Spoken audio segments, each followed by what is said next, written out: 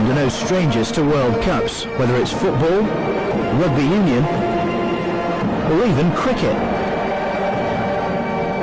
But there's one World Cup tournament that seems to be a stranger to many Scots. Scotland are playing in the World Cup this weekend. Do you know what sport it is? I don't know, football, is it? Haven't got a clue. Rugby. Which kind of rugby? Yeah, rugby union. Scotland are playing in the World Cup this weekend. Do you know what game they're playing? Rugby, isn't it? Which kind of rugby? Rugby league. In spite of everything, there's no lack of passion about Scotland's preparations for the Rugby League World Cup. Significantly, Sean McRae's squad, which has been training at Murrayfield, doesn't contain any native Scots. I make no secret of the fact, and nor does any of the staff, that none of the players were born in Scotland. And, you know, I think we diffuse that quite simply by saying that the amateur competition in Scotland is not strong enough yet. The World Cup is a very prestigious event. I think it's a great opportunity for Scotland to put themselves on the map as a rugby league playing nation and try to develop the game even further. And I think that's very, very important. We've got our strongest side possible, you know, because we want to compete and we want to make sure Scotland sort of stands out. We don't want to just have players in there that are going to be easy beats or whatever. One of the questions we're constantly asked is, well, you know, are these guys making up the numbers? The fact they couldn't play for another country, is that what we're talking about? The answer is simply no, it's not. They have pride and passion. They want to play in the Scotland shirt. They want to wear the colours. And they, you know, either their parents or their grandparents, they want to make them very, very proud. And these guys are out there to give their best, and I can assure everybody they will. Can there be pride in the Scottish jersey when so many of you come from other parts of the world? Definitely. Like a lot of the players, even myself, like I've played here, and when you put on a jersey, you know, to play international, if it's for Scotland or any country, I think there's a lot of pride in running out on the field. The imports aren't just from Australia.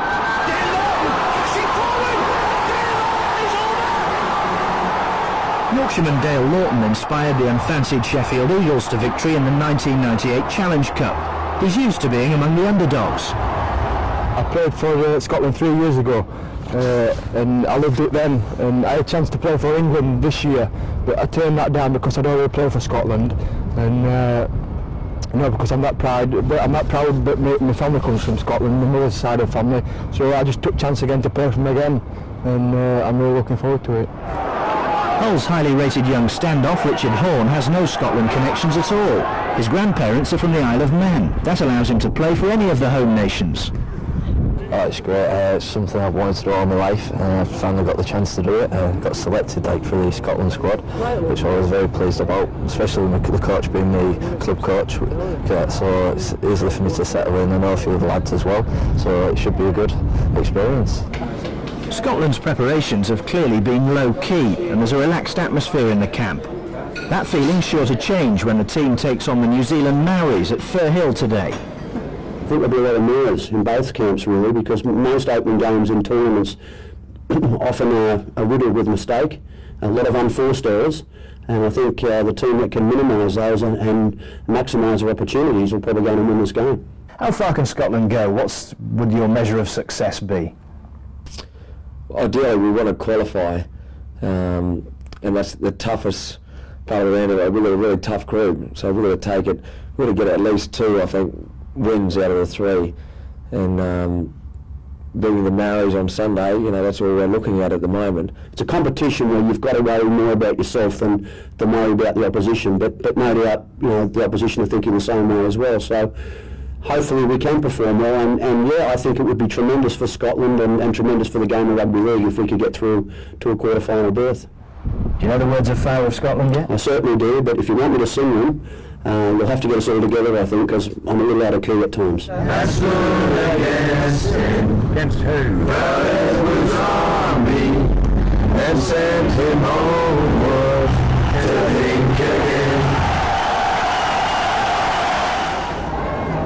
They only gained international status in 1996, since when they played 6 times. 4 of those games have been staged here. There's enough enthusiasm for the game in these parts, fed by those who enjoyed the Challenge Cup final at Murrayfield earlier in the year. There is a Scottish amateur league, but for the moment the team relies totally on imports. As for the Maori, emerging in front of us first of all, they represent 1/6 of the population of New Zealand. Effectively the main Kiwi side had first choice in selection, but this is a competitive squad, and it's worth remembering that in the past the Maori have beaten Great Britain only 4 years ago, and a little earlier they managed to draw with Australia. The Scots with the saltire proudly emblazoned across their chests. And one of the ironies of this contest is that while none of the Scottish players were born in Scotland, the person associated with this game who is most qualified to represent Scotland is actually the coach of the New Zealand Maori, Cameron Bell, whose father was a railway worker in Uddingston. And there is Cameron Bell, who for 4 years was the coach of Carlisle, the father of Dean Bell, who won the Challenge Cup on 7 occasions with Wigan, and he in fact is the assistant coach. The two sides lining up for the national anthems. Sean McRae, the Scottish coach, and first it will be the Maori anthem, God Defend New Zealand.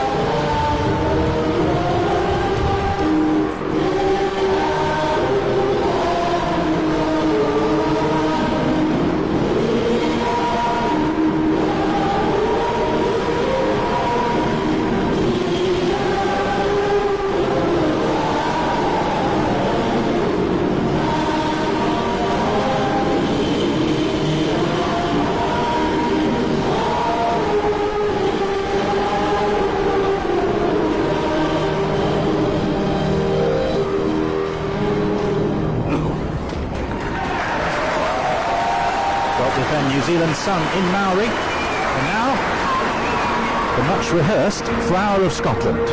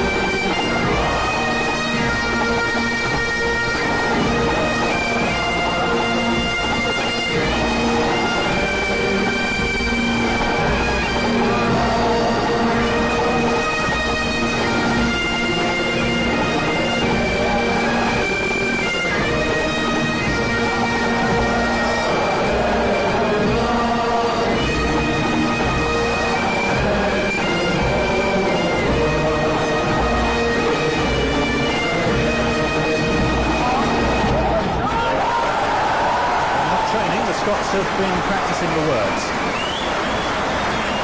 or at least the collection of Australians and Englishmen have been practicing the words, because the Scottish lineup selected by coach Sean McRae contains 11 Aussies. Graham Mackay of Leeds has even played for the full Australian team. Lee Gilmore and Dale Lawton are both Great Britain internationals, and at scrum half there's the precocious talent of Richard Horne, only 18 and so impressive for Hull this past season. The Maori include 5 Super League players: Koalov, Hoppy, Namu, Nico, and on the bench Moana. 6 of these men have played for New Zealand. Largely though a youthful team, 7 are 23 or under. And beneath the posts, the Maori players congregating, led by their captain Tawera Nico of Warrington. And they're about to perform their haka, which has been specially choreographed for this occasion by the team's cultural tutor, Tutu Ormsby, who's travelling with the squad as an integral part. Originally this was supposed to be a celebration of victory. They will perform it again after the match if they win.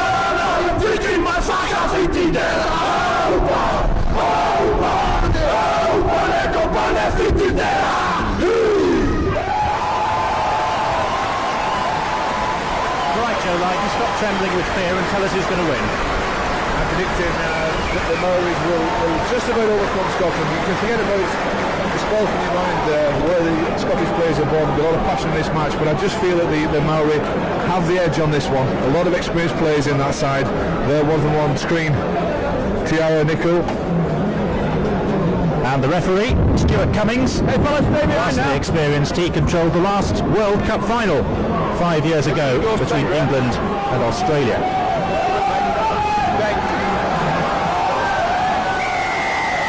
Scotland to kick off through Graham Mackay. And neither of these sides with any World Cup form to go on. Safe to say that the Maori have been together for 2.5 weeks, first in Auckland preparing for this tournament. Scotland came together first in the more humble surroundings of Leeds and moved up to Edinburgh at the beginning of the week. These are the exchanges I anticipated before the match. The big collisions between the forwards, both trying to establish themselves and get a platform on which to wield both sets of exciting backs.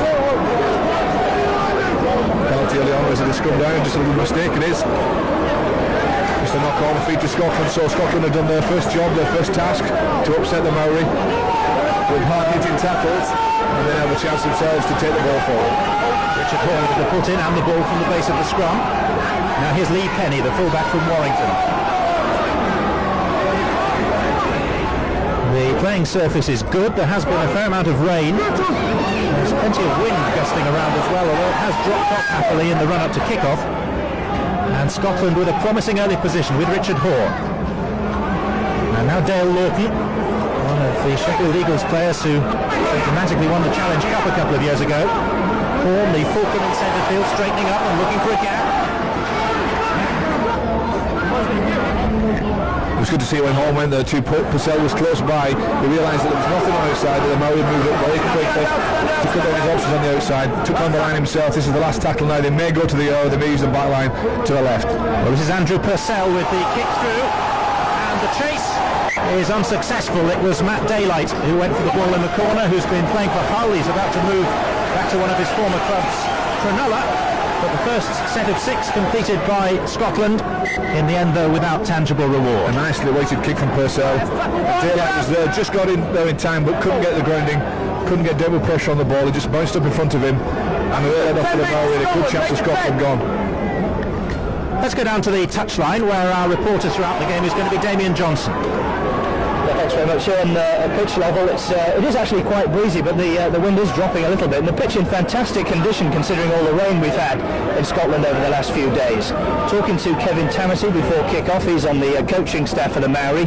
He says if they play as well as they trained this week, they're going to win today. Well, I had the good fortune and the privilege to see both of these sides in training for a day this week. I think there were worries, Joe, amongst all the smaller camps, particularly in the World Cup, about how the players are going to gel together in the opening game. That's right, players coming from across the globe to unite under the flag of their chosen countries, but it is right all about how they start the competition. You can have the best training preparation you would possibly wish for, but it's all about when the whistle goes for the first match. We've seen it in the opening game of the World Cup so far, and it should be the same this afternoon for both Scotland and the Maori. There's the captain with the bald head, Danny Russell. And taken up by Adrian Vowles, the man of steel in 1999 from the Castleford Tigers. Scott Crown places rugby league for the London Broncos. Big hits too for the Maori. David Kidwell breaking his presence fast. Kick down the field now, looking for the touch. Didn't get the 40-20. Into it was a stiff breeze. That was quite a good kick. Yes, it was Richard Horne. So impressive against Wigan in the quarter-final of the Challenge Cup that we saw on BBC television last spring.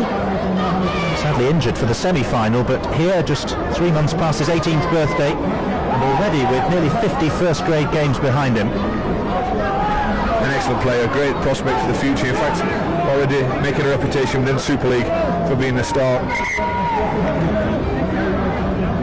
Stuart Cummings, the referee, not entirely happy with the formation of the scrum.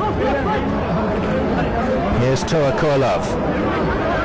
Many of these names will be familiar to regular rugby league viewers as Super League players. There are quite a few from the NRL in Australia as well. And a handful from the domestic Barter Card Cup competition in the Maori side. That's the domestic league in New Zealand. A penalty there for just going up. Carrying on with the tackle, once it had been completed. The referee making sure that both teams adhere to his instructions. He ruled that this tackle was complete. The player and the ball onto ground. And the flop, the second man in. Just trying to slow things down. Decision by the referee. Well, the Maori have found touch through the route of Gene Namu. And here's Terry Hermanson, a New Zealand international. The Auckland Warriors. Strong pack runner. And they have good field position now, the Murray. This is Namu. And Scotland's defence being tested for the first time in this game. This is Tyron Smith. The legs of Torpy, fullback, and was gratefully gathered up by Jeff Bell. Bell did well, not only did he make sure that he got up there in the face to cut down any attacking options, but also dropped on the loose ball, and that was good, enthusiastic play from Bell.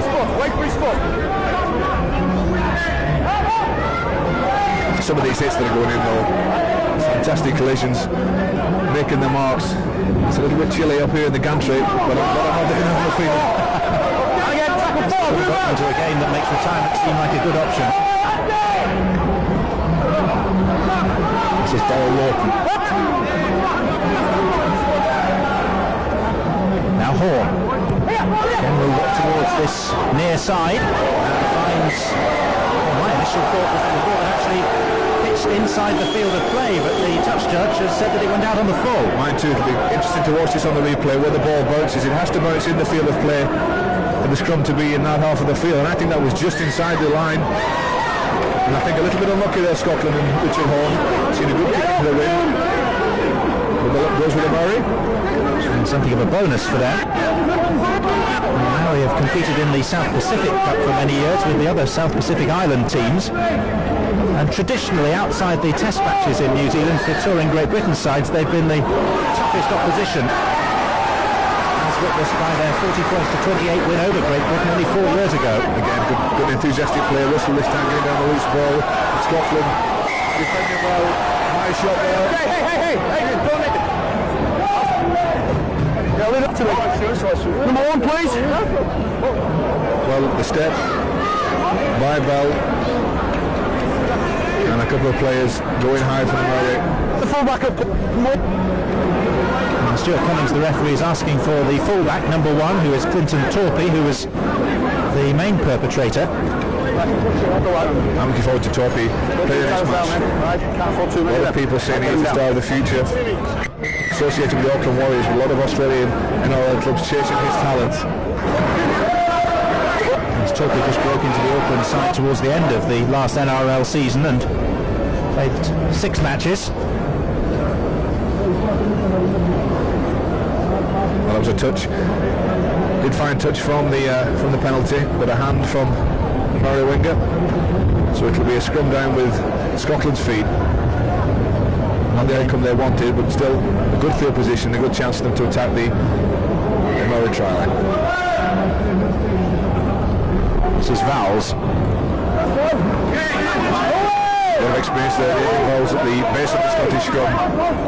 Last year's Man of Steel in the Super League competition here in Great Britain. And I'm sure much will go well this afternoon for Scotland. Logan with a barnstorming run.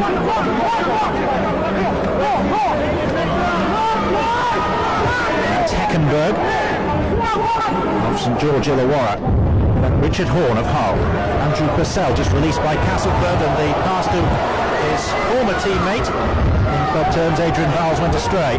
That's what we're talking about, how this team will gel, both sides actually. The planned move just not quite there, not quite clicking. and the pass going to ground and a chance lost. One game already completed in this group yesterday. You may have seen on BBC Grandstand Ireland's 30 points to 16 victory over Samoa. That was an expected win, but again there were mistakes there, plenty by both teams. This totally decides a little time to settle into the competition. Some of them haven't played for as much as 12 weeks, these players, before today's game and yesterday. This is David Kidwell. Good step from Kidwell, causing problems. Trying to get the quick play of the ball in as well, and the penalty, Scotland holding down, just letting the defensive line set just a little bit too long for the referee's liking. Good step from Kidwell, he's a danger, he's got pace and power. It was Purcell, I think, that held on to the ankle, wasn't it? Well, Russell got across, but Purcell, realising that his defensive line, his teammates weren't set, and chose to give away the option. Bit of a professional foul. A promising position for the Maori.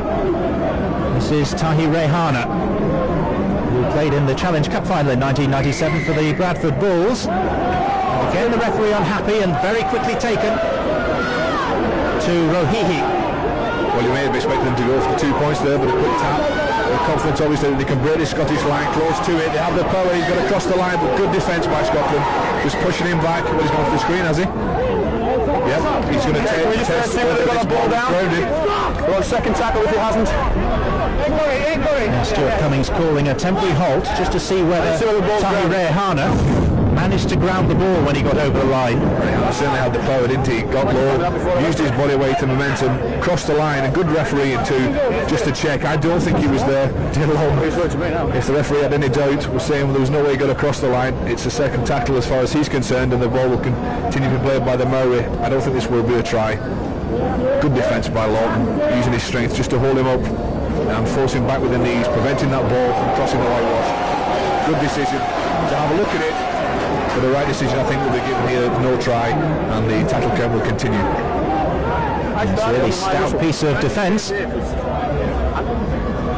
Just need confirmation from the video referee, who today is Steve Cross. Wait for his foot. Play restarts with Perinara. And here's Terangi. Curler straightening. It's a two tackler. Yeah, we've seen it so often in the Super League competition. Leading try scorer last year. Torpy! Got a try. Slack defence from the marker situation. And that's the first try of the match. Torpy, the fullback we talked about. Quick thinking, picked up after Turco a little bit initial break. It was good defence from Scotland to hold him out, but slack marker play. And Clinton Torpy, the fullback, the youngster, 20-year-old, seizing the chance of the first try for the Maori. So the Maori, having been disappointed by the video referee just seconds earlier, do strike first in this game. Both markers went the right way, but a little bit too late.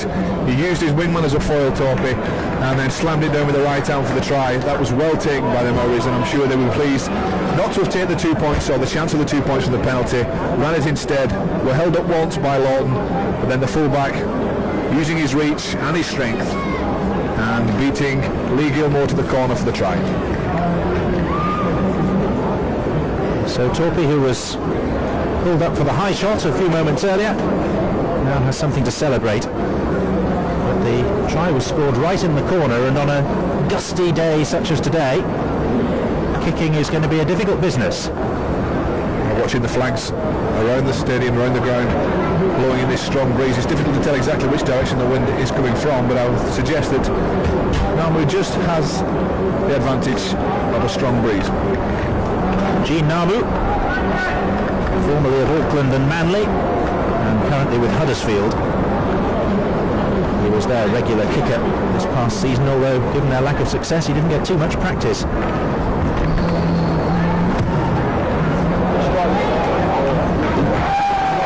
So well, but not accurate enough. But they will be pleased with the start, the Maori. The forwards have matched Scotland with the early exchanges, and they take the first blood with the try in the corner by Torpy, picking up from Acton halfback, using Sean Hoppy as a foil and slamming the ball in for the try. Again we see it, ran towards the referee, used him as well, just to block the defence, and although Lee Gilmore was there, he couldn't prevent Torpy from scoring the try.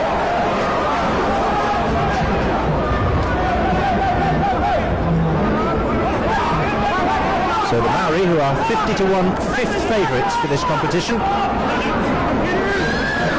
sure that so far it's going the way the bookies expect it to do. They've got Scotland listed as 7th of the 16 nations, 125-1 shots to actually lift the World Cup. Completely impossible, highly unlikely.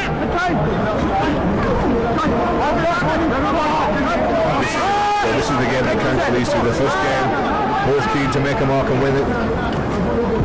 Namu's kick. Going to test out Matt Daylight in the left wing position. Fingertip take, beautifully collected by Daylight, kept his eye on the ball, 3 Maori players going down on him. I'm sure you could hear it arriving, but just managed to keep control of it. Lovely take, and Scotland now trying to work it out of this corner. Good strong defensive balance.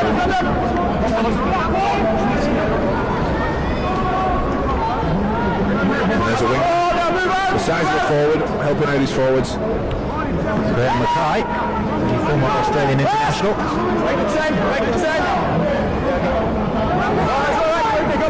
With a kick to relieve the pressure from Richard Horn. Another bad kick downfield. And a good chasing team too from Scotland, getting down there in numbers. Let's go down to the touchline and Damien. Yeah, it's really struck at the pitch side about the intensity of some of these collisions. Number 7, the New Zealand Maori, Harry Rangi, just received treatment after a collision just a moment ago. He seems to be all right. Underwent a little bit of treatment. He's back playing again. There's a forward pass in that last segment of play, so it's going to be a scrum down right on the halfway line. With Scotland's put in, there is Harry Rangi, who is the live wire of the squad, the joker of the squad. Like all half-backs normally are, good ones. Like to have the last word and everything. Let's get them all in. Train is out. Okay, stand straight. Stay. Let's go. Paul. Now Lee Penny.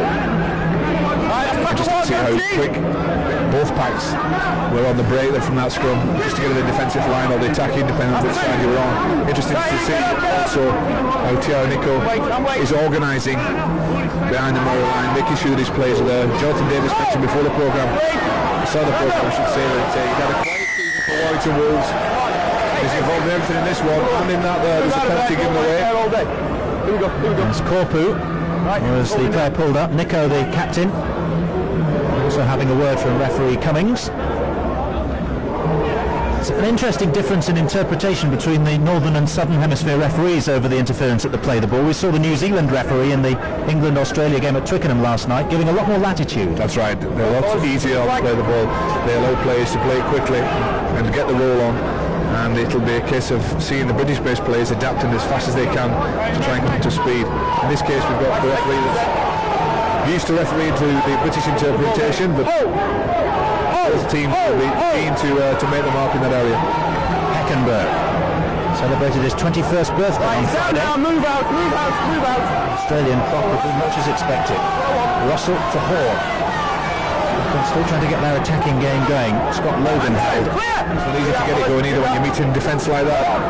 Moving up quickly in the Maori off the line and shutting the space down, and when they do arrive this, and they drop the load, they put a big hit in. Scotland going a little bit sideways, it's up to Hall to step and go straight. Can't find the support, there's Penny. Penny feinted the pass, created the gap, and sped through it for Scotland's first try to level the scores at 4 points each. And that's good work from Scotland, because they were being pushed backwards. There seemed very little options for them because of the defence they faced. Eventually Richard Hall took it upon himself to attack the defensive line of the Maori, and in support, eventually Lee Penny collects the ball with a gap in front of him to score the try. The response from Scotland, bringing it to the left-hand side. Richard Hall, lovely footwork, step, spin, the offload, all the skills. Lee Penny throws the dummy and just evades the would-be tackle of Tiago Nico. Good handling from Scotland, probing, trying to find a gap in this strong defence. Richard Horn, the youngster, good skill, takes a hit from Tarpey, but still offloads to Lee Penny, throws a dummy to his left, and then finds open green grass in front for the try. Lee Penny's first in a Scotland shirt. It's his third international appearance. Scored 14 tries for Warrington in the last Super League season, including 4 in one game against Leeds, and the conversion to be attempted by the one-time Australian international Graham Mackay, who's been playing for Leeds both at Union and League since arriving from Béziers Rugby Union Club. Hasn't been kicking for Leeds, but very experienced from the earlier portion of his career. Put Scotland in front. Well, I thought Richard Hall might take the kicks. He's kicked during the season for the LFC club. Nothing wrong with that attempt. A conversion from Graham Mackay, so Scotland hit the lead and a great response by the Scots. Hall does so well here, realises that he can't go any further forward, finds Penny eventually, and a lovely dummy there from Penny, bought by 3 or 4 players, including Kidwell. As Lee Penny, very upset earlier in the season when revealed that he was the lowest priced fullback in the Fantasy Super League competition run by his local evening paper. But his performances during the course of 2000 made that look possibly a misjudgment. More than 80 career tries for Lee Penny. And a couple of hat-tricks in that as well. He's not a player that stands at the back of the full box spot and doesn't chime into the line. He can score tries, as he's just proven. And while form was a little unsure of these two teams before the game, a bit of a mix-up there. Adrian Vole was just getting in the way, not sure what was going to happen. Bell decided to go to the short side and step straight into Adrian Vole's, and a knock-on, clumsy mistake, particularly in that part of the field for Scotland. I was going to say that form was unsure before this game, but what we knew, they would be evenly contested. Quarter of the game played. Scotland only narrowly ahead, having been behind, and this is Kidwell on the burst, well held. Kidwell, one of 2 players in this Maori team that played in the Anzac Test against Australia back in April. The other is the second rower, Tyrone Smith. On the burst, Rehana. Well met. The Scottish forward was entirely making sure that there was no way through. Nico. Again, good defence. Lee Penny in there. Lee Penny tackling his club teammate into Tuara Nico. And Corpu held.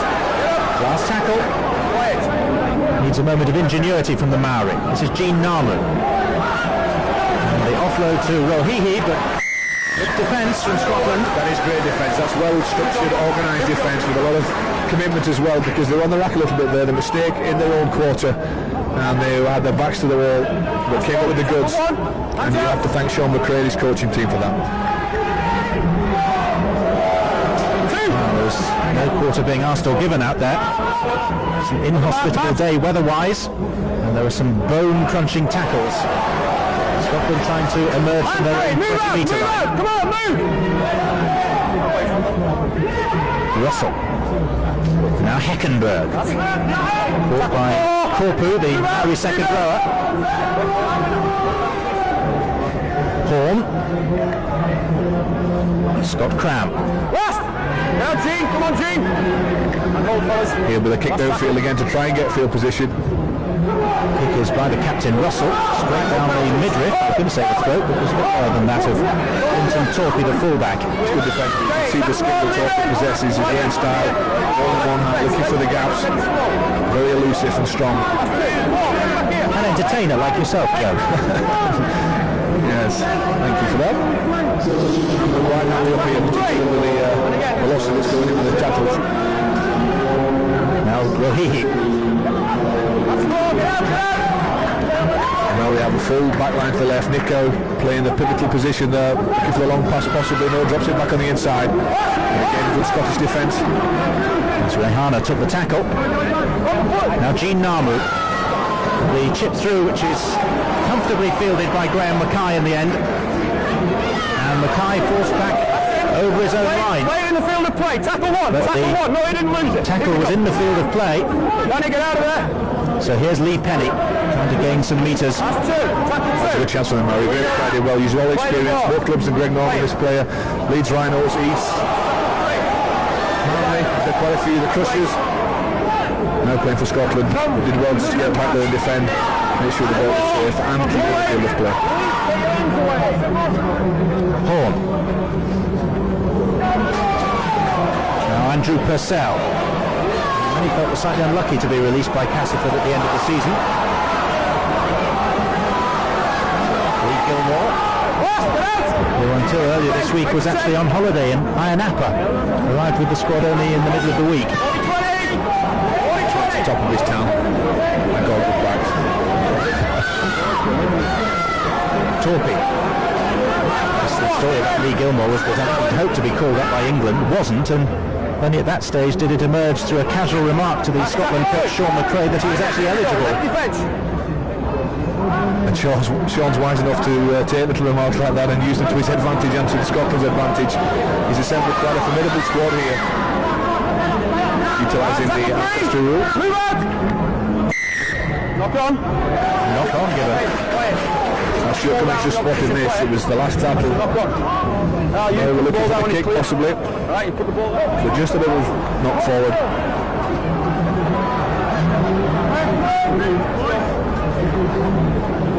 Two players in the tackle. One of them Lawton, and then just a little loss of control. Well spotted by the referee. Let's go. So the teams will pack down on the halfway line, in at the back of the Hold, fellas.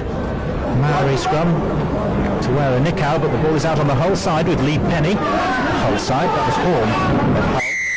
The Scotland side, and it's a penalty.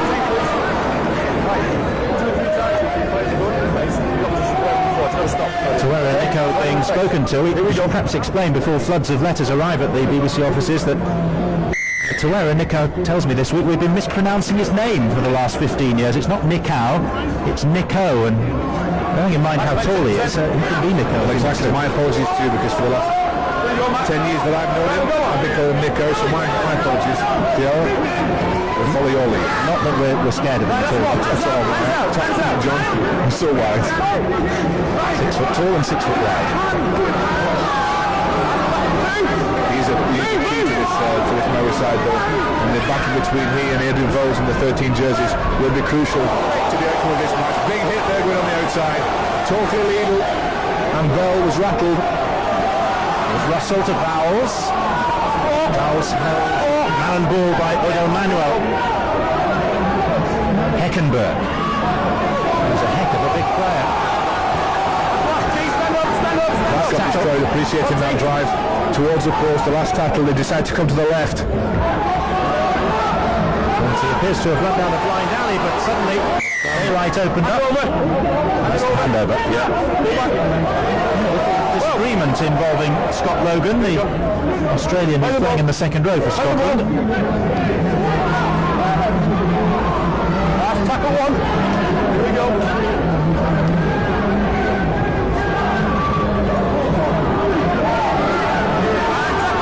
Leave it!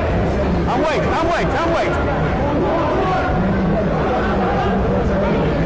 That's 3! Terangi. That's 4! Pull back! Terangi is one of the players from the Bartercard Cup competition, plays for the Otahuhu Leopards. And kicked downfield by Namu. It was wind assisted. Yeah, a little bit too long. And that just shows the strength of the kick. Namu normally is so accurate and precise with his kicking. Trying to put him in the corner with a good chase, but a little bit too long this occasion. I think mainly due to the strength of the breeze behind him. There's the tackling. Wait for his foot! Making sure that he's around the field covering. Eckenberg as well, so 2 Scotland players in there, making sure they're doing a workload, sharing it out. Right, tackle 1, stand up now, both of you! Come on, go away in there! From tackler 2, Now stand up, driving forward. Looking for a big game for Scotland. So proud to wear the blue and white jersey. Sell. Graham Mackay almost breaking through. Not many gaps out there, rather. Good defence, closing the gaps quickly. Both teams making sure they limit the chances of the opposition. 2 tackles to go. This is Heckenberg. Keep the ball alive, he's presented it to Nico. They're just forcing the pass a little bit. Support was there, but Nico collected it. Good hit from Scotland. Vowles in there, Bell as well. Knock on given by the referee. Mr. Cummings asking him to calm down. He's not the one that's receiving a shoulder in the middle of the ribs.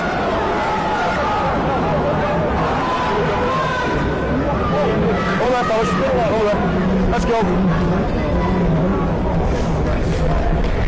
Again, stats pretty even, really. Let's go, trainers out. Scotland just having the better of the first half so far in possession. The scoreboard also shows that a little bit margin as well. 6 points to 4 in favour of Scotland.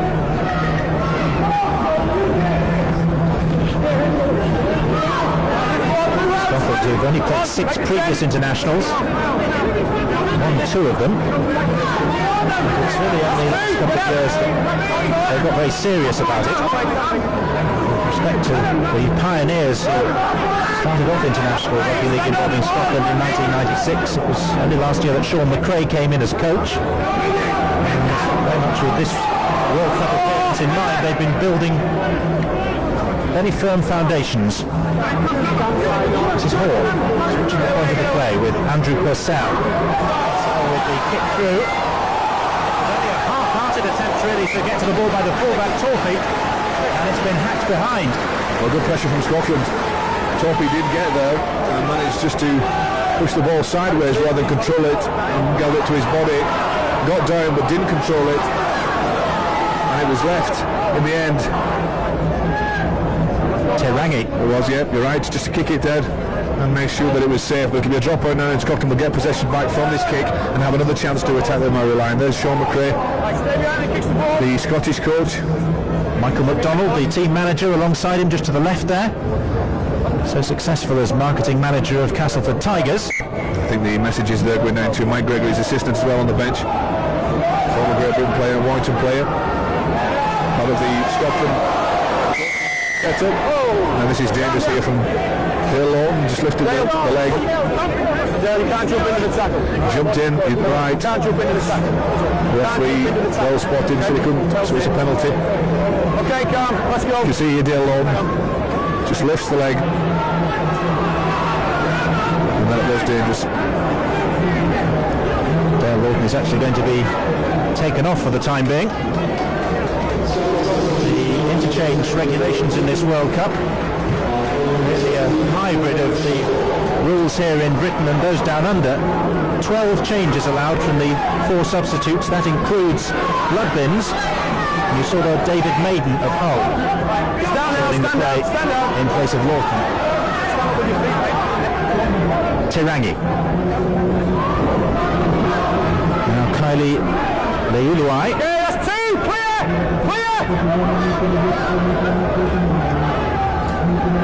Nico did well to hang on. Great hands by Nico. The ball was going away from the wind. Just managed to pull it back in and put the ball a little wider. Good defence again from Scotland. Nico. Kidwell. Herenara. And the knock on in centre field by Martin Moana. The one on the field, off the bench. I think just looking to see what he was going to do with the ball before he collected it. His thought was to the left and the support player that was out there, but he didn't control it. And a bit of a let off for Scotland. There'll be a sign of relief. They are facing this strong wind. The Ambulance is creeping up for the Maori.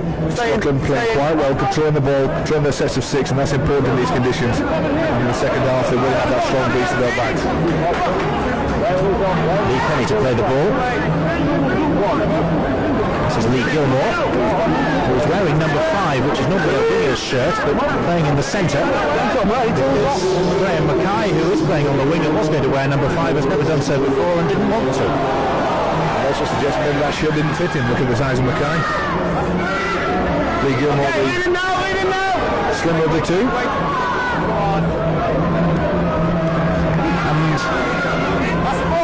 The contribution of Lee Gilmore will be an interesting one to assess. There is a feeling that perhaps he's a player who hasn't yet fulfilled all the potential that he showed when he first burst onto the scene 3 seasons ago. Young player of the year for Wigan, just 2 weeks ago. And just transferred this week to the Bradford Bulls. Here's Torpey. Half break, just ankle tapped to stop him heading downfield with a quick play of the ball as well, and the roll on by the Maori. Good defence again from Scotland. Sean Hoppy at St Helens tackled. It really is hotly contested in the middle of the field. Some big hits going in. Both the loose forwards dictating the play. Hermanson. We can go down to the touchline. I think Dale Lawton, who has just gone off for arrest, is with Damien Johnson. Dale, injured or arrest? Just arrest. As you can see, I'm out of breath, and we've got 12 interchanges, so Sean's using his interchanges wisely. He just brought me off after 30 minutes, which he said he was going to do in the first place. Happy with an hour lead? Yeah, it's hard work. I mean, as you can tell, we're going through wind.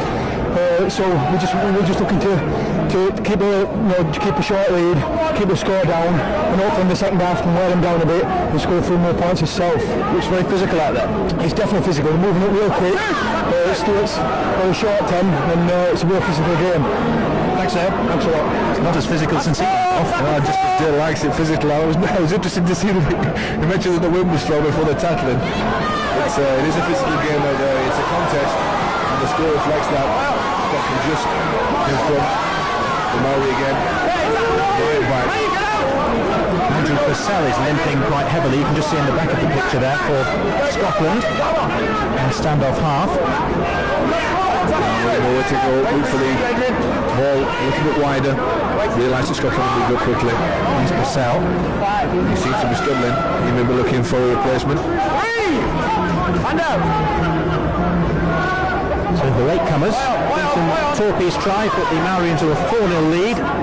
Lee Penny's reply converted by Graham Mackay has given us this current scoreline in Scotland's narrow favour. Purcell will have to watch it because Torpy is obviously spotted that he is limping. There is a gap out there. If the ball can get across and he can use that gap. And here is Coelho. Finding Sean Hoppett. Now Nico. And Chris Nahi.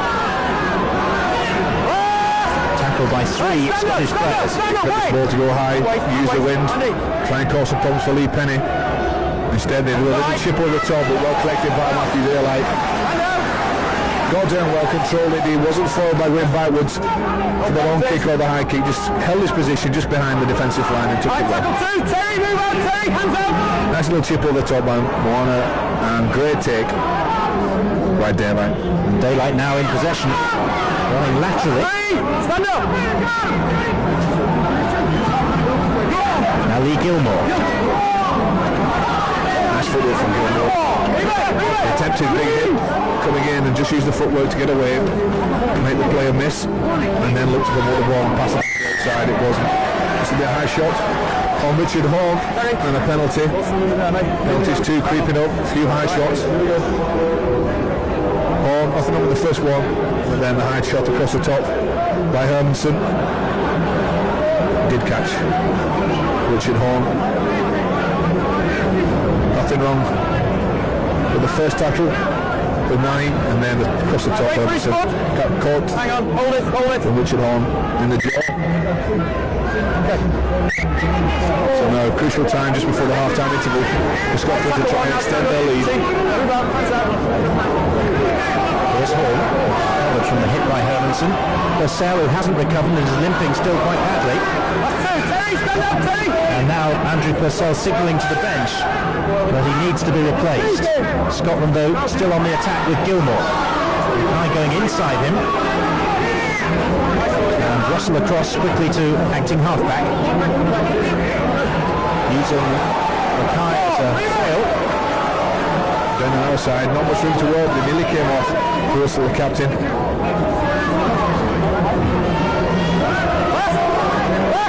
Stand up! It's the last tackle. Looking towards Horn for the kick. Which is well gathered by Jeff Bell. And he could do nothing with it, so it's the handover. He had to get rid of the ball as soon as he collected it. We got it, If Scotland were to score off that kick, it was put into the danger area. It was well covered by the Maori. Bell did well to get there, but couldn't get it to a supporting player. There was a little scuffle off the ball as well, involving Bell and Terangi. Led the touch judge to scamper on, but then the two of them separated and the touch judge scampered back. Tackle 1, now stand up! But there have been a couple of moments of ill feeling involving those two. Nico. It seems strange to call him that after all these years, but that's what the big man wants.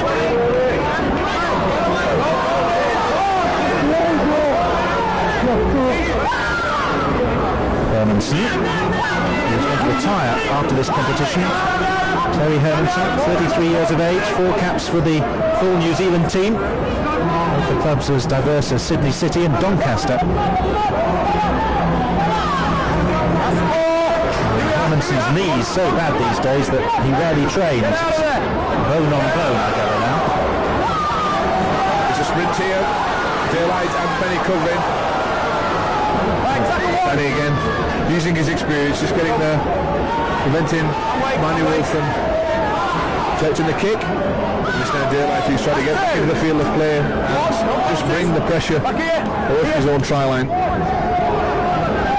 Mackay there just limping. As soon as he took that ball, whether it's an injury which may take him go off the field, Achilles possibly.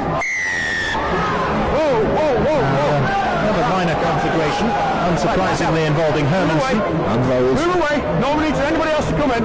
Right, let's move away. Shaw there. Let's move away. Terry, come in, please.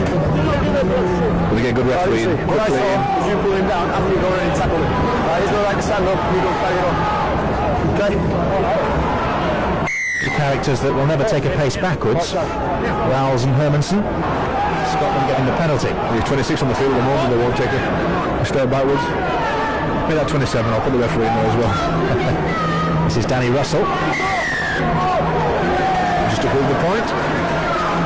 And the quickly taken tap by Russell, who's the only player to have played in all 7 of Scotland's international matches. Captain in all but the first of them. Now Wade McDonald, who's just joined the game, the 6'7" forward. Just moved from Hull to St Helens. Lee Gilmore. Nico squaring up. And Wayne McDonald involved as well. It's been bubbling for a while, hasn't it? Temper's becoming a little bit frayed. Move away. Right, back out. Let's back Now out. it's an opportunity to listen to the referee's interpretation of that. Let's move back. Nico being ushered away. Okay, let's move back. There's the calmest man on the field, Stuart Cummings. Matty. Right, from where I stood. Terry, just back off, please. Right, from where I stood. Where McDonald push T in the face on both sides of the fight. Affirmative, yes. Martin's going to Maori's. Both players going to go. Sin bin for both players then. Yep, just to calm things down, good referee, and all the match officials working as one unit there, making sure things will calm down quickly, and the right decision, I believe.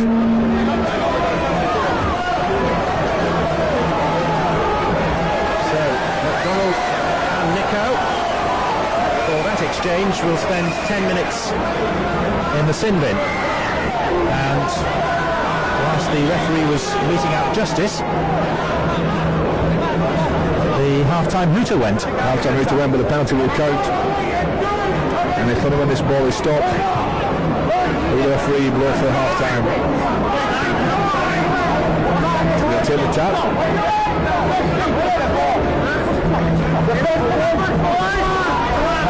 It's Perenara with the ball. And we see a kick from this one. Namu. Kidwell ran amongst those beneath the ball. Daylight eventually managing to gather it in, does he? And that is half-time at Firhill, with Scotland holding a narrow lead, 6 points to 4. Torpy's try for the Maori, cancelled out by that man Lee Penny. The conversion from Graham Mackay, who's one of 2 Scottish players who has been stricken by injury in the latter stages of the half. 6 points to 4.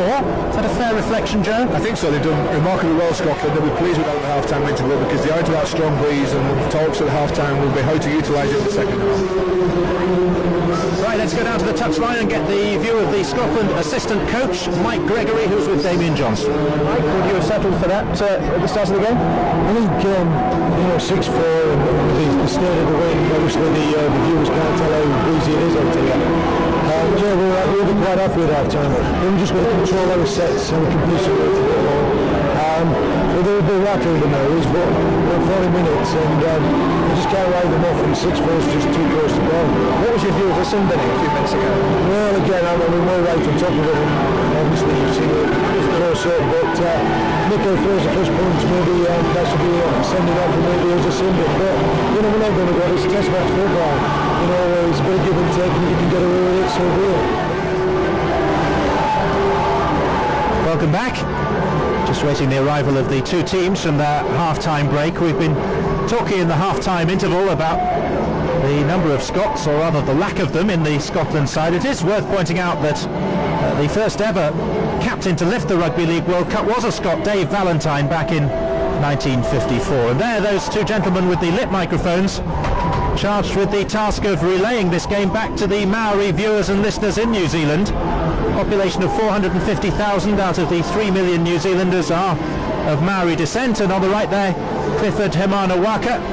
And on the left, a gentleman with a particularly special interest in this game, Bernie Perenara, whose son Henry is playing as hooker for the Maori team.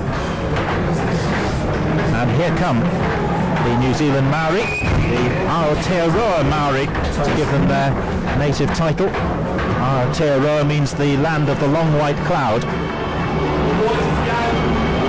Tyron Smith with the shaven head, the long striding second rower. Sean Hoppy of St Helens. And the setting for this game, just a mile to the west of Sauchiehall Street and the city centre of Glasgow. Firhill holds around about 12,000 people these days. The crowd is nowhere near that large today.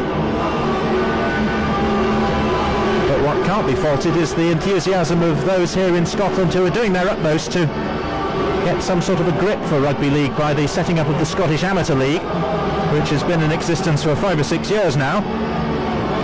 The Glasgow Bulls, who are the current champions, actually get automatic entry to the Challenge Cup this season. An awful lot of hard work's been done here in Scotland, and in particular in Glasgow.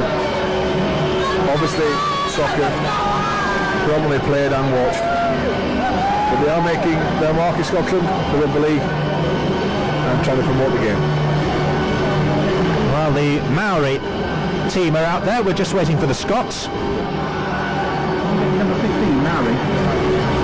And we've talked already about one family link with the Maori television commentator and his son Henry Perenara. As the Scots come out, there is Kylie Leuluai, whose uncle James, the former Hull and New Zealand centre, was one of the players when Hull were dominating the rugby league world in the early 80s. If he turns out to be half as good as his father, then he'll be an exceptional player. James, a tremendous player at Hull.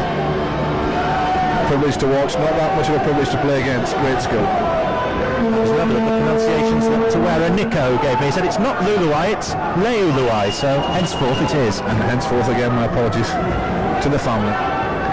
And all connected with them. Right, stay behind, fellas. Well, we're set for the second half. Scotland leading by 6 points to 4. That try from Lee Penny, converted by Graham Mackay.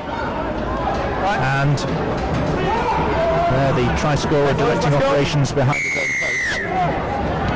As Jean Namu restarts. The Maori now playing from right to left.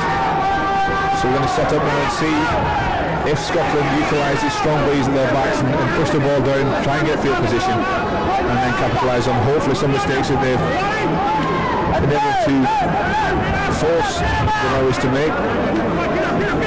It's ironic actually that in a game of this type with so much forward battles going on across the field, that both fullbacks score the tries in the opening exchanges, but I don't think it'll be the last of the scoring by any stretch of the imagination. Mistakes will come, players will tire. Remember, this is the first game of the competition, and for many the first game for an awful long time, sometimes 12 weeks.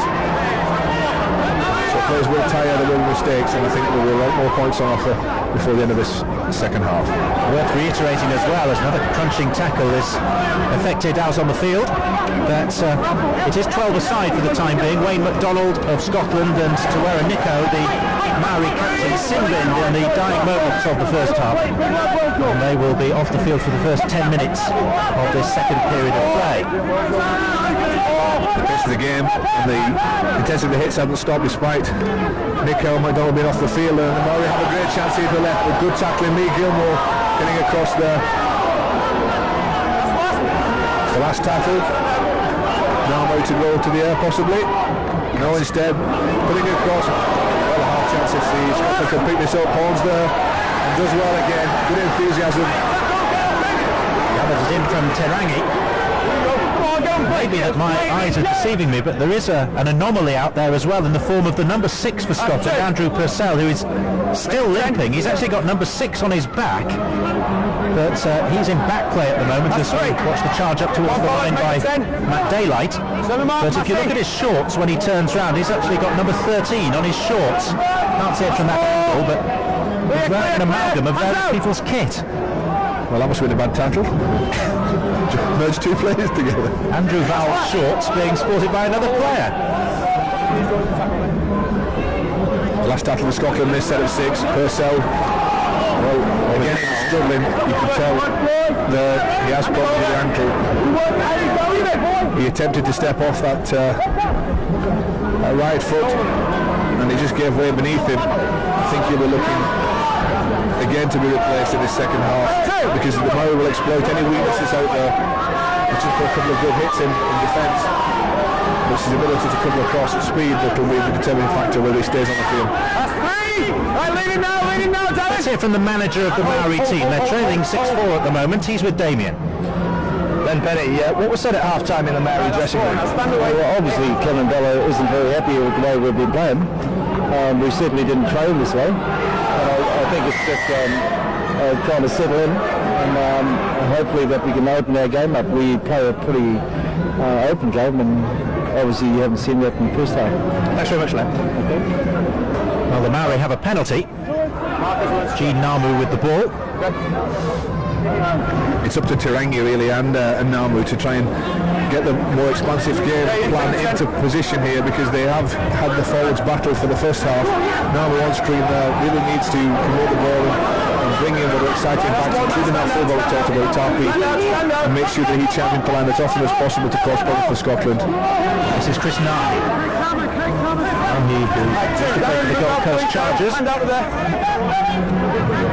Perenara, Tirangi, back with Perenara, and then well tackled by Purcell, who's really struggling, but is still out there. Perenara burrowing towards the line.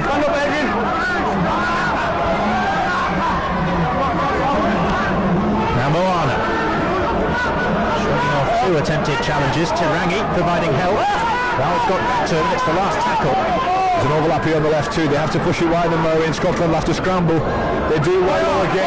A little bit of luck and good fortune for the ball to ricochet into the hands of the short for Scotland. But it was good defence, good scrambling defence, because that was a great chance for the Maori to score. Now it's Matt Crowther. Crowther, who's the record point scorer for Scotland.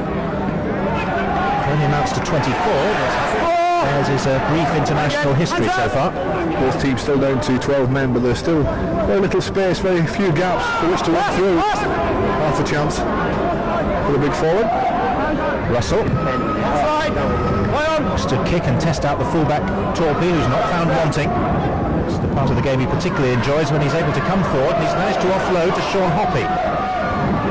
Hoppy was part of the St Helens Grand Final winning team only 2 weeks ago. Odell Manuel.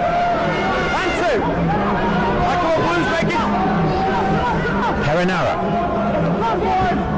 Purcell hurled himself into the tackle. It's something of a mystery as to why they haven't replaced Andrew Purcell. Tirangi. Nahi. Met fiercely by Vowles, but it's play on with Tirangi. Good step through the gap. Purcell is putting the hits in, but if he's just caught on a one-on-one, his foot will bail him down. Namu. Kidwell. Powerful, rangy centre, David Kidwell. And still keeping the ball alive, but illegally so, and it's going to be Scotland's penalty. Yeah, Kidwell did pass the ball after the tackle was completed. The referee had called held. And again, a sigh of relief for Scotland. Kidwell coming across, good tackle, good cover by Gilmore. Lee Gilmore getting across there. The tackle was completed, and then the pass was put in after the referee had called held. David Kidwell, who is reported to be signing for Warrington from Parramatta, which will mean that with he and Koa Love in the same Warrington team, we're seeing possibly next year's Warrington centre partnership in action here for the Maori today.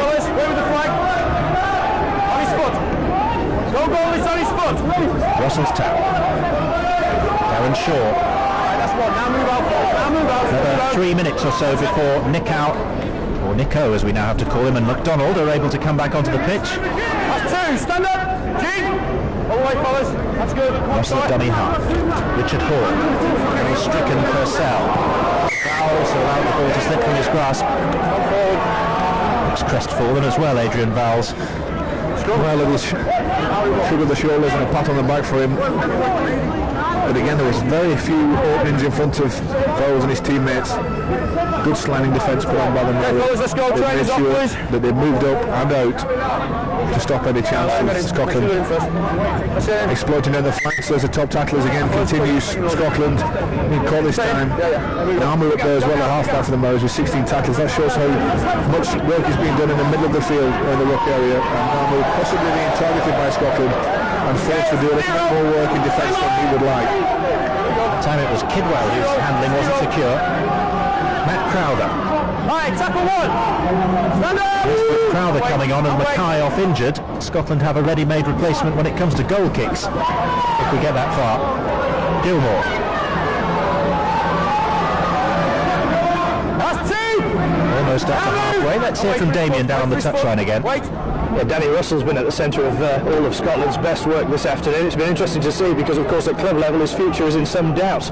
His Huddersfield side have just signed Paul Rowley, the England international, but he's certainly playing well here this afternoon. Scott Cram hurling the ball backwards, and Scotland retaining possession with Shaw. And now Scott Logan. Logan didn't know because he had to straighten it. They were on the slide sideways in attack that time, and that's easy pickings for the Maoris, so they had to go forward. This is the last tackle. Vowles puts a little chip over the top, a little bit too long, well collected by Daylight. And again, the Maoris there just to clean up. Daylight managed to flip the ball in field, but Jeff Bell couldn't come on. Maybe a bit of advice to put the ball on the floor because it didn't really seem on. Long ball across now. Hoppy with a chance one-on-one. Now they're trying to hold him up but not succeeding. And Sean Hoppy hasn't got all the pace that he needs to go all the way. Kidwell in support and E2 was hauled down by Penny. Well, Scotland at full stretch. Scrambling defence now to get back to the Maoris. They push it to the right. Tyrone Smith.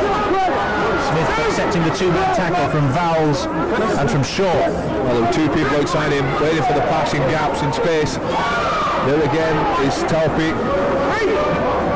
And Torpy finding the man outside him, but still no way through for the Maori. They're going to give the Scottish defence another severe examination. We're just about to get the return of the two sin bin players. This is Gene Namu working the run around with Hoppy, and space for David Kidwell to score. That's great play by the Maori to make the gap that wasn't really there. Scotland were at full stretch. It was scrambling from left to right, and eventually the try scored by the Maori to take them back into the lead. David Kidwell, the try scorer, Parramatta player, possibly on his way to Warrington, and that was well worked by the Maori backs. Bringing it to the left, Hoppy involved as well, putting the little passes along. Namu, Kidwell with the run around, back into Namu, then just a drop-off pass inside to Sean Hoppy, and once Hoppy had pulled in the slide defence, then it was an open run in the line for Kidwell, and he's pleased with that one. Great work by Namu. This is what was suggested, they have to get it wide through Namu, the little run around, and then as the slide defence came across, Hoppy backing on the angle, and David Kidwell just beats Lee Gilmore's half-hearted tackle and scores under the post, so this should be an easy conversion. The dive as well to confirm it. Great start to the second half for the Maori. And Gene Namu, who created the try, is going to attempt to tack on the extra 2 points.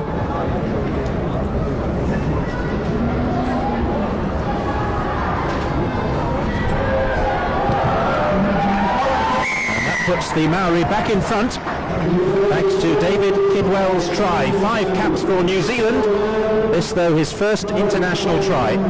This is the key to the move and the try scorers. Now moved ball across 2 defenders, ball Hoppy back on the inside, and Hoppy himself using Kidwell, who would have been the pivot on the run around, who found himself in space with only the referee in front of him. Lee Penny's beaten and the try score.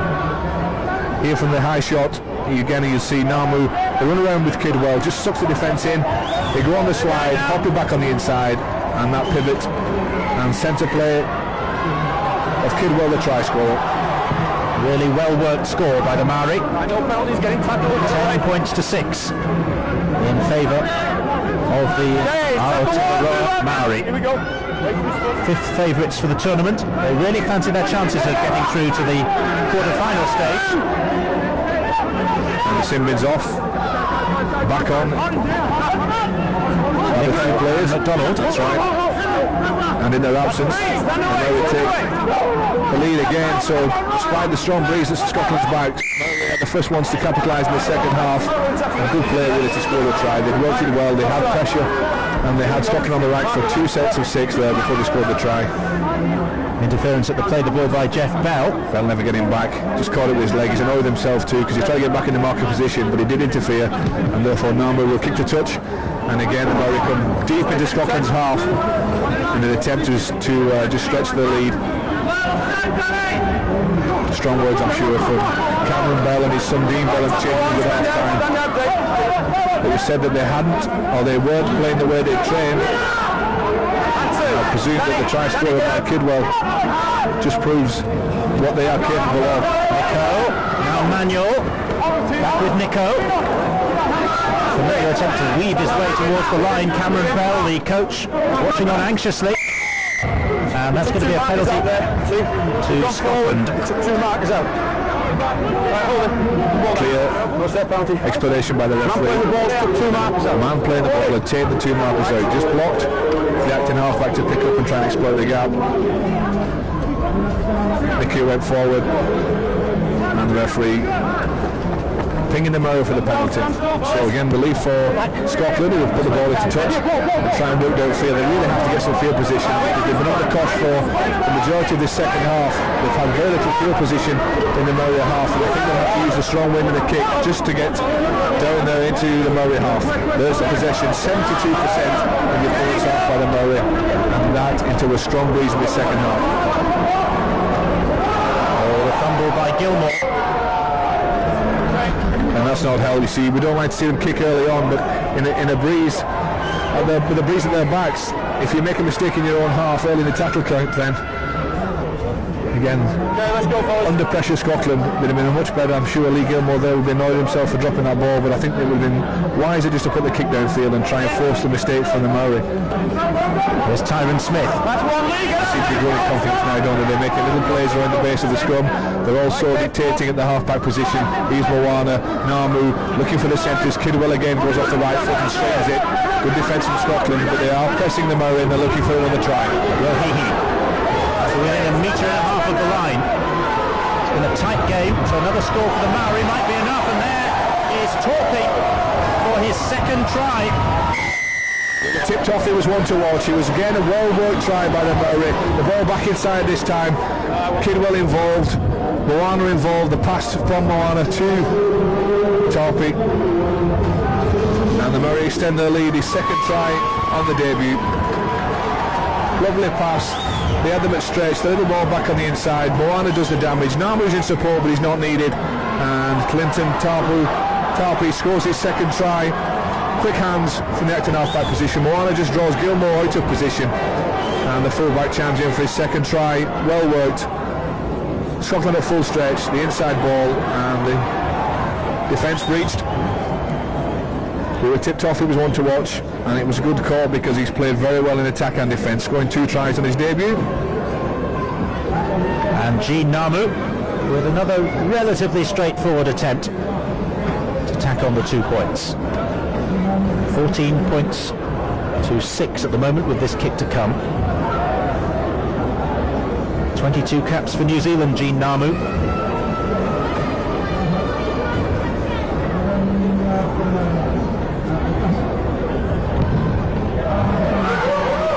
Problems. 16-6. Thanks to Clinton Torpy with his second try. Here is the key to it. Moana just turns his back, manages to attract the attention of Lee Gilmore, the centre, and in support on the inside is the fullback. That's well worked, good plan move. And again they had Scotland at full stretch, and there was nothing they could do to prevent the try being scored by the Maori. They extend the lead. There is the score. 6 points to 16, and quite a commanding margin now, 10 points. Scotland have to hit back pretty quickly if they're to come back in this game and win it. I hesitate to say it with a player called daylight on the field, but there is some daylight between the two sides now for the first time. 10-point margin as the tackle count, which is relatively even. With Scotland, you would expect to be doing a little bit less work in this half. They have to come back into this one. The penalty now in good field position. They really must capitalize on it. On loose again, and Daylight did well to try and regather, but then he lost it. And on the break, Terangi. From the Autohol Leopards Club in the final of the season. Made a good break there, but again they would just capitalise on mistakes that Scotland were making. But well, handing off Lee Gilmore, at least to start with. It was Gilmore's handling error that led to the position from which Clinton Torpey got his second try. Corpu, the second rower, Perenara, Namu, now Nico, Tyron Smith. That's 4! Hands out! Rohihi. No direct method. The last tackle, will they go to the early Maori, will they put the high kick up? Nico asked for it, you push it wide to the left. Namu unable to control on this occasion. A little bit sloppy. Hand over! On the line! Hand over to Scotland. Here we go, on the set! This game very much a developmental tool for the sport of rugby league in Scotland. It's a sign of how the codes are working together. The Scottish team have been training at Murrayfield these past 3 or 4 days. They're going to be guests at Murrayfield to watch Scotland play the United States at Rugby Union next weekend. They've reciprocated by inviting the Scottish Rugby Union players to watch their game with Samoa at Tynecastle a week today.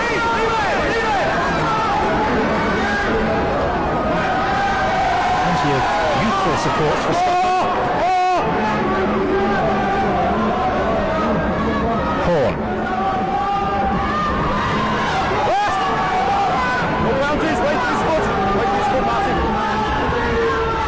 Russell on the short side. A kick that is easy for Torpey to field. It is. The space was there on the side. Just couldn't find a support player, put the kicker on the top. A little bit too long to Torpey collected easily. The one thing that Scotland do have is some time, still a quarter of the match remaining. Get in there, mate. And a 10-point gap to make up.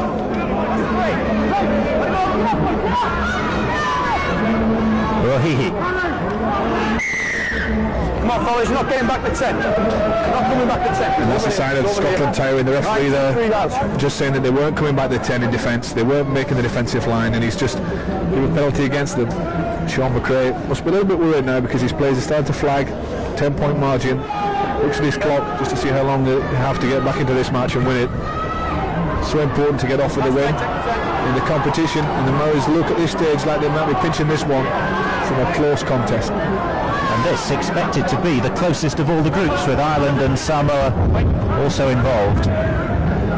Difficult to call who's likely to emerge, but those that do are almost certain to face Australia or England in the quarter-finals. Another good field position for the Maori with Nico. Now Moana, Terangi. This is out Tyron Smith, this is Torpey. Torpey will be scenting a hat-trick. This time it's gone astray.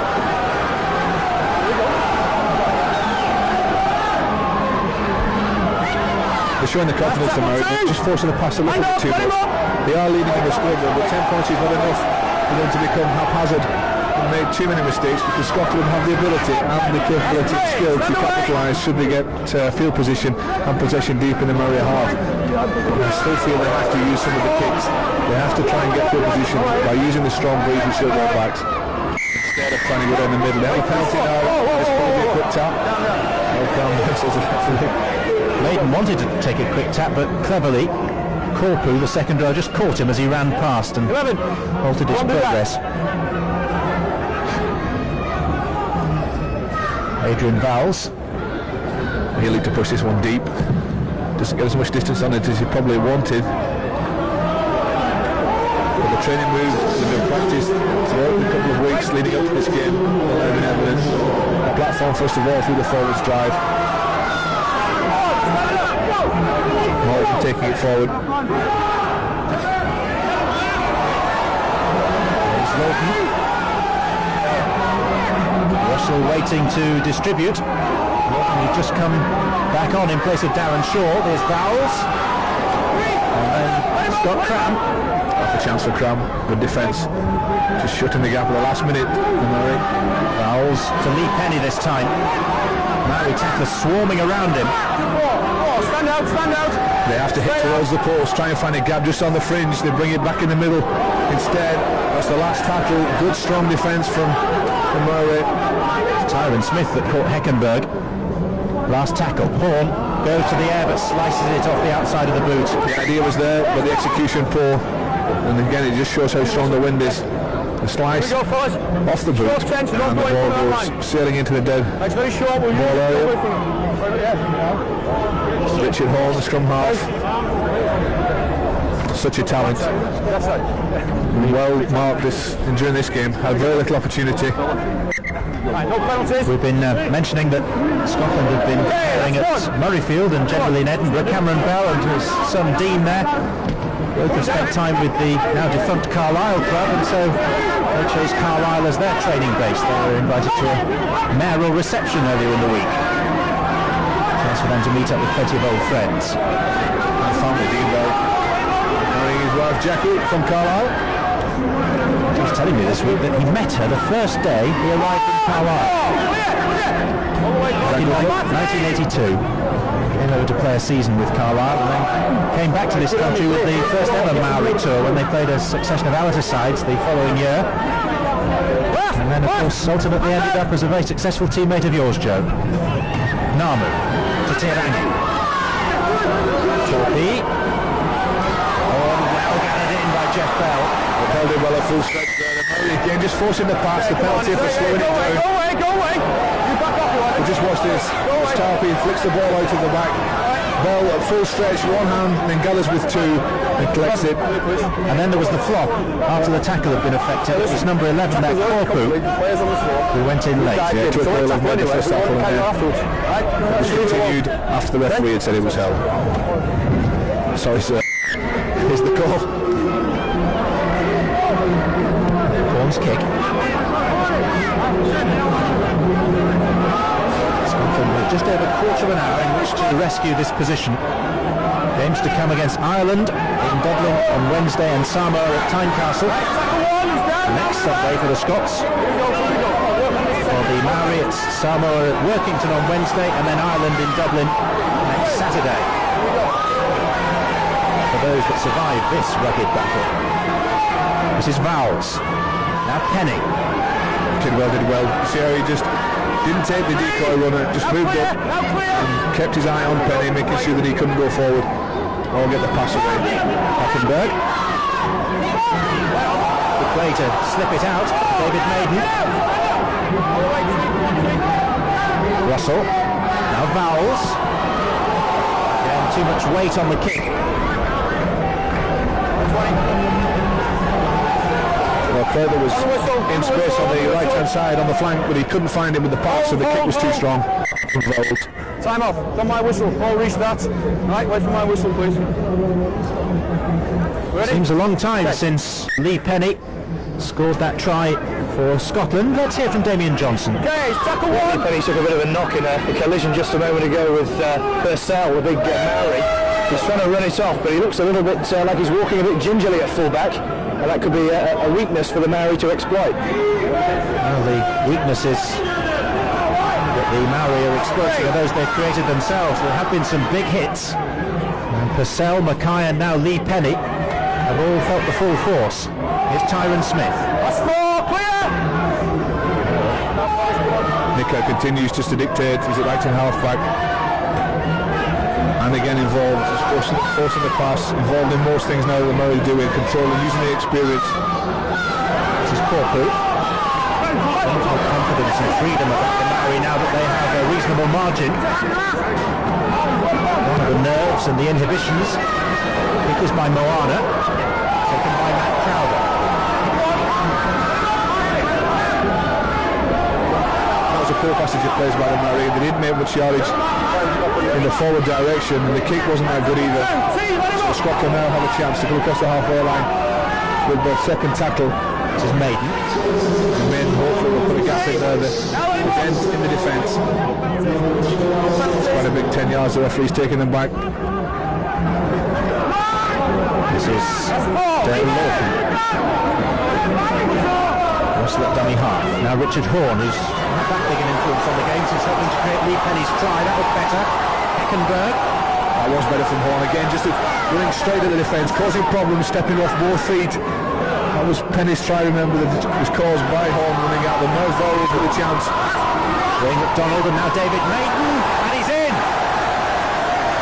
This will put some interest back in the contest. A try for David Maiden of Scotland, his first in International Rugby League on the occasion of his third cap, and Scotland are back in it. So Maiden, the whole player, formerly with the Queensland Crushers, made his debut for Scotland in '99. They were seeing very little on when he got the ball. The defence just seemed to drop off by the Maori, and he gave him the chance. And we'll go back to Richard Horn making that half break. Vowles again involved in this one, putting the pass out there, but the half tackle, nothing in front of him. Far from the referee when David Maiden received it, and he scores, brings Scotland back in this competition. This contest, this hard-fought contest. It's going to be said, slap tackling. Rohihi stood there and allowed Maiden to go unopposed to the try line. This will be a simple conversion to follow this one. And it's going to be attempted by Matt Crowder, who has goal kicking in his family. He's the nephew of the former Hull player Sammy Lloyd, who was so successful with the boot, again in that side of the early 80s we were referring to a little earlier. Pulls it back to 16 points to 12, thanks to Maiden's try. Good work from Scotland.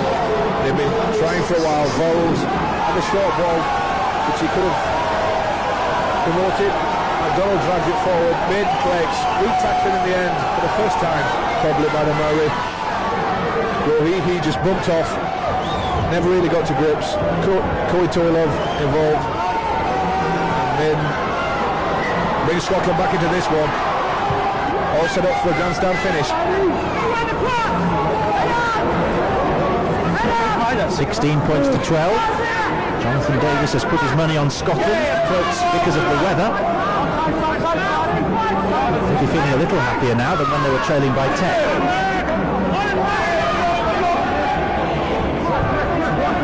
This is Wayne McDonald. And that's a penalty. Hanging on to play the ball by Werangi Korpu. Are we going to see the Maori getting a little rattled now that Scotland are back within striking distance? Well, that 10-point margin that they had just saw the Maori relax a little bit. They were pushing passes which maybe they didn't need to do because they had control of the game, but not that much control. 10 points is not a large margin, and now with Scotland scoring that try by Maiden right back in it, only 4 points the difference, and Scotland will be feeling a little bit more confident. There's the stats. Scotland coming right back into it. Second half possession, they have a chance again through Penny down the right. Well, Tyrone Smith was a little high, but he managed to cut beneath it, and Penny's made good ground. 20 metres out from the Maori line. Less than 10 minutes to play. Lee Gilmore. Coach down. Did well to get up from that. Purcell. Here's Daniel Heckenberg. St George Illawarra got forward. Russell at dummy half. A growing level of vocal support for the Scots with Adrian Vowles. And Dick Bell. Wonderful pass from Vowles. Just a defensive flipping pass from Vowles. We said it was going to be influential. Big goal for the Maori and Vowles for Scotland, and that was a try-scoring pass. An assist in many sports. He will be given a point for that one.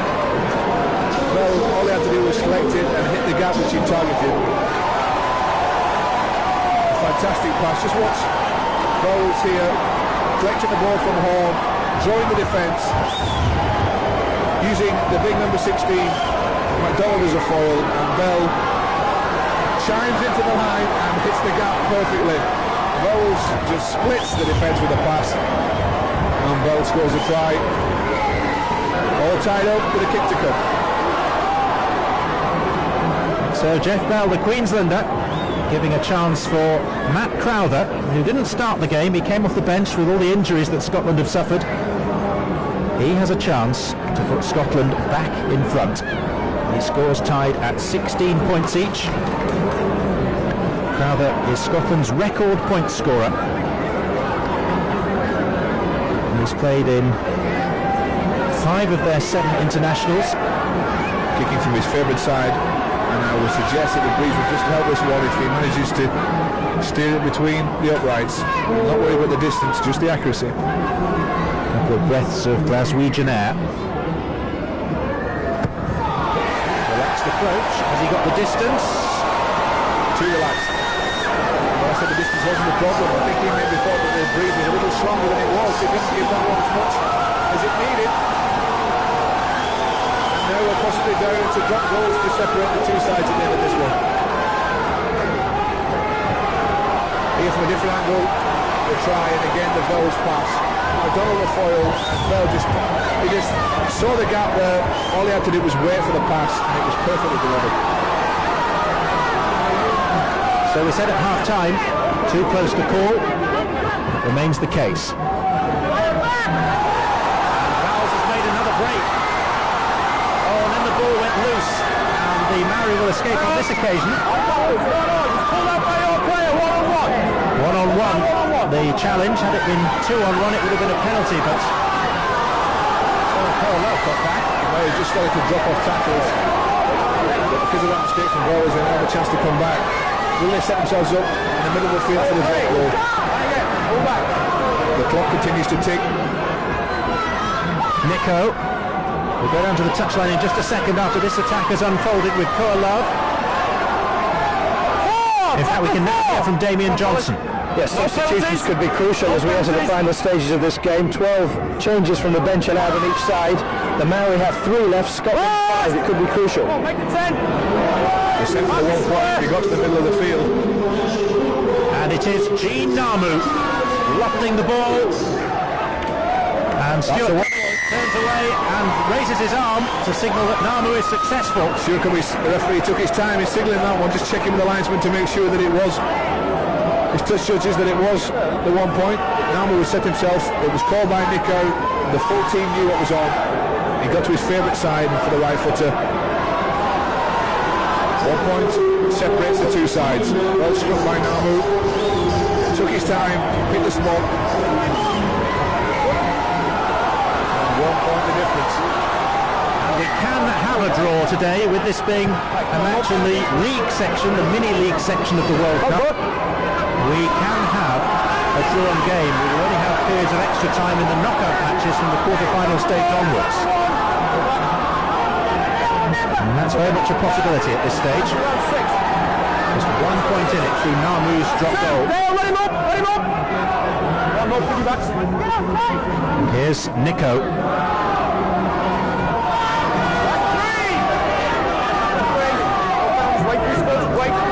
5 minutes to play. Perinara.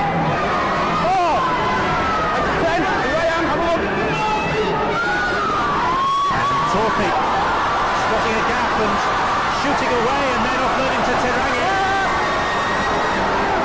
Last tackle. And the scramble back in defence by Scotland. But will it be enough? The Maori do have an overlap, but they can't release the ball. Nahi knocked down by Horn. And it's all on, it's another 6. Richard Horn just got a hand to that one. So Scotland under significant pressure, but the ball has come loose and Wayne McDonald has gratefully gathered it up. Sort of held from the referee. Gene, get square. Maiden. Darkness beginning to fall across the Glasgow skyline. Floodlights burning out brightly here at Firhill. And here's Matt Daylight appropriately on the far wing. Vowles, who's been so influential in this Scottish comeback.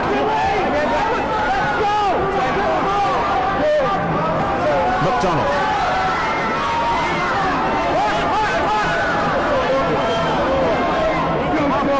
Russell at dummy half.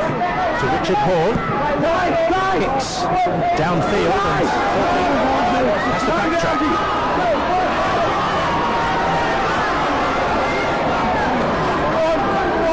Now Joe Lydon has the choice of man of the match, and you've gone for? Tiago Nico on screen there. Although the fullback Talpi's had a great game and done a lot of good things, including the 2 tries, I think Nico's just controlled things. He's dictated with the pattern of play. He's been involved in everything, including a little bit of a sin bin after that flat down. But he is, in my opinion, the man of the match and deservedly so. Is that because you're scared of him as well? Of course. 3 minutes and counting. Maori up by a point. Tyron Smith, good pass. It was an equally good tackle to hold Nico. Kick by Moana. Daylight goes back, the ball finds touch, and it'll be a scrum down, with Scotland needing to get the ball and get it downfield. Yeah, they just play the clock out here. A good decision by Moana just to roll the ball down, waste a little bit of time. Daylight couldn't afford to touch that one in case it was a feed to the Maori at the scrum. Right, let's go, team, let's go.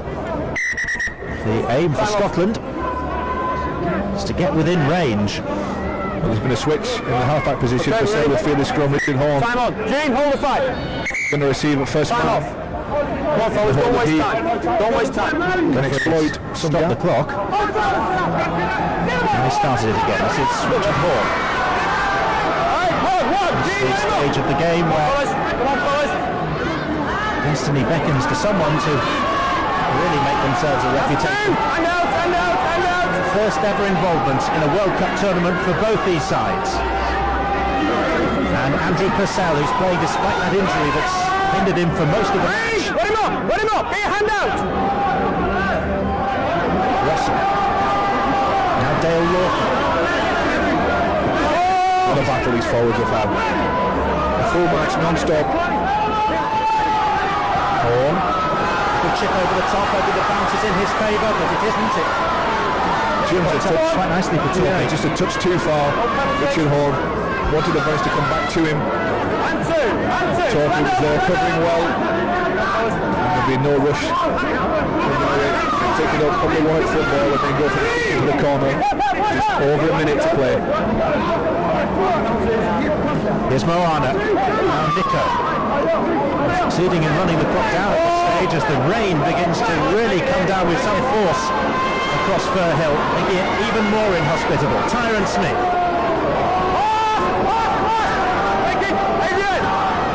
You can now see the rain. Self-evident on your picture. A good kick. Good kick from Namu. Again, using the clock, field position. They realise that Scotland, to pinch this one off them, will have to score a penalty or a try. When your scrum's set, I'll stop the clock. And they are deep inside Scotland's half of the field, and that's where they want to be. Last chance possibly for Scotland. Caution to the wind, quite literally. Let's go, get in. Nico, the captain there, attacking runs. Passes given 17, he's been involved in everything. I think justifying that man of the match tag. With Gilmore to Jeff Bell. Scotland feeling they have to run it. Attack is very much against them. No penalties, fellas, no penalties. We saw a situation in one of the playoff games where Stallings managed to conjure a try as the hooter was sounding from a similar position to this, but that happens once every 10 years or so, or once every 20 years, but not today.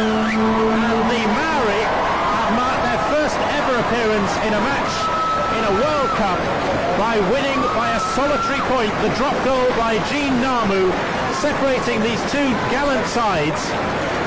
And amidst the driving rain and the wind of Fir Hill, there has been a contest of heartwarming intensity, but it's gone the way of the Maori. It was always going to be a battle. We said right at the start that it would be hard to separate the two. Both come here with no real form to judge them by, but they knew tough defences will be on offer, and that's exactly what we got, with some great skill as well. The Maori dominated that second half, opening period of the second half, scored 2 quick tries which just set them up, and all Scotland came back. At 1 point, drop goal from Namu, just seals it. Well, the Maori grouping together, and celebrating their victory. There's the captain and the man of the match, Tawera Nico. The haka, of course, is actually a celebration of victory. It's almost a tradition these days that they perform it before the match, but now they're coming across to salute their small band of supporters in the crowd who've seen a historic moment, the first victory for the Maori, clinched by that man, Gene Namu, with the coolest of drop goal attempts, 5 minutes from the end of a contest that was close for the most part, and by the end was very close indeed. Let's hear from the man who scored 2 match-clinching tries. Clinton Torpey, the fullback of the New Zealand Maori, is with Damien Johnson. Clinton, victory today, but it was ever so tight. Yeah, we always knew it was going to be a tough game. They come out there and fought us to the end. But full credit to our boys, they were going right out there. Because we delighted with their 2 tries. Yeah, I guess I was just lucky. Opportunities were there, and it was a highly physical encounter. Did you feel the pace? Oh yeah, definitely felt the pace out there. Really tough game. We always knew that big guys are going to come out there. But we muscled up with them. How important was it to win the first one? This sort of sets us where we are in our pool, and what's going to be the base for our journey to go through. Can you go through? We know it's not going to be easy, but we're going to give it 100%. Gene Namu has joined us. Gene, that drop goal. You played for the field position, but how did it go for you? I just sort of clipped over the crossbar. The thing wasn't all over. We made a half of ourselves today. Didn't complete that many sets in the first half. And played a bit of football in the second half and came over close one day. When you hit it, did you feel it was going over the drop kick? Not really. I was a fair divot out there. Nearly sprained my ankle in the process, but I'm not whatever I was happy. Now, next up it's Maori Island. Can't remember now. That's right. How do you see that one going? Another tough one, mate. Physical encounter. But we'll enjoy this week. Are we going to see you in England next year, playing in England? Yeah, we'll let you know. We've got Danny Russell, the Scotland captain. Danny must be bitterly disappointed to lose by 1 point. To lose like that, it is. The boys put in a big effort today. And I think we used the conditions as well as we should have done in the second half. We scored a couple of balls, great opportunities to sort of control the game a little bit more, but we split too much bad ball. A draw would have been a fair result, we think, on reflection? It was a pretty well matched game, I thought. Very physical up front, which we knew it was going to be. It just came down to, we knew it was going to come down to mistakes. In the second half, I think they controlled the ball a little bit better than what we did. I think everyone was impressed by the spirited Scotland fight back. It is, mate. The boys, they're all top-class players. They play with plenty of spirit over there. They put their bodies on the line. Thanks very much. Well, still alongside me up on the commentary gantry here is Joe Lydon. Joe, you're in the more or less unique position of having seen all 4 sides in this group, Ireland and Samoa yesterday, Scotland and the Maori today. Where does the strength lie? I don't know. Tiger's a group of death, this one, and rightly so, because so close to call. All teams will get better. The Maori today have proved that they are a formidable force. Ireland, probably the tournament's favourites in this group, with the form guide before the competition starts, but I think it's going to be very, very close and interesting to see who progresses forward. I think it'll be Ireland and the Maori will battle it out to get first and second in this group. But at the home of Partick Thistle, it was the Maori who grasped the nettle, and they've won by a solitary point, 17-16 here in Glasgow.